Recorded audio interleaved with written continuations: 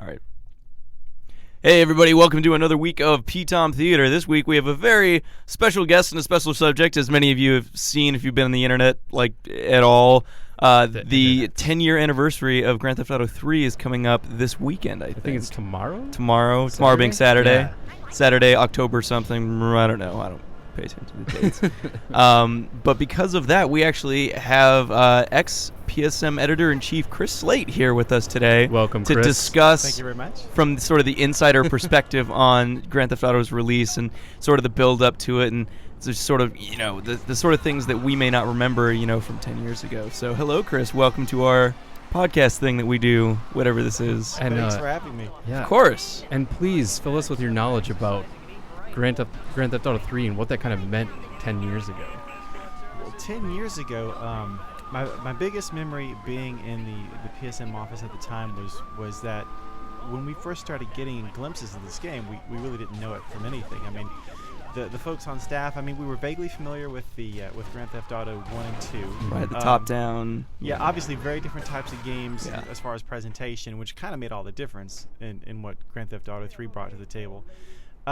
So it wasn't really on my radar at all. And then I wasn't even really sitting in on the demos when Rockstar would bring it by, just because I usually didn't for most games anyway. The writers most of the went and stuff took care of it, yeah. So, well, you're editor-in-chief, bigger things. I'd wait for them to tell me what games are good. Check them out. Exactly. But that started to happen with this. It was like, actually, this game is doing all sorts of these crazy new things, and you should check this out. So I became more and more aware of it.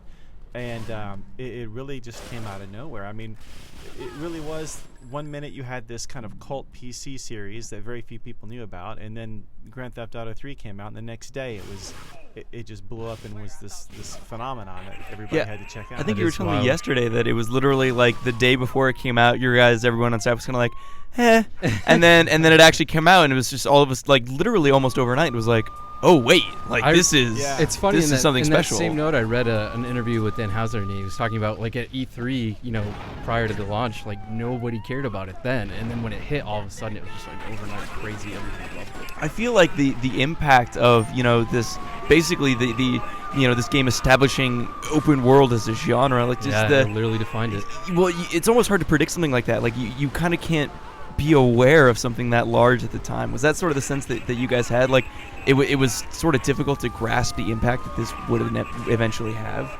Yeah, I think, well, obviously the guys that were sitting in on most of the demos and playing the game before me on staff started to get a sense of it for sure. But for me, it really didn't come until I got my final box copy of the game and took it home and sat down with a friend of mine and just said, all the guys at work are saying this game is awesome, and from what I've seen, it looks pretty cool. And literally the first 4 hours of playing this game were spent just giggling as we ran around the street saying, let's steal a fire truck. Right. Now, how can we get 4 stars and get the cops to come after us? So it was that first game where, you really didn't even have to play the game as it was intended to be played. You just goofed around and did what you wanted.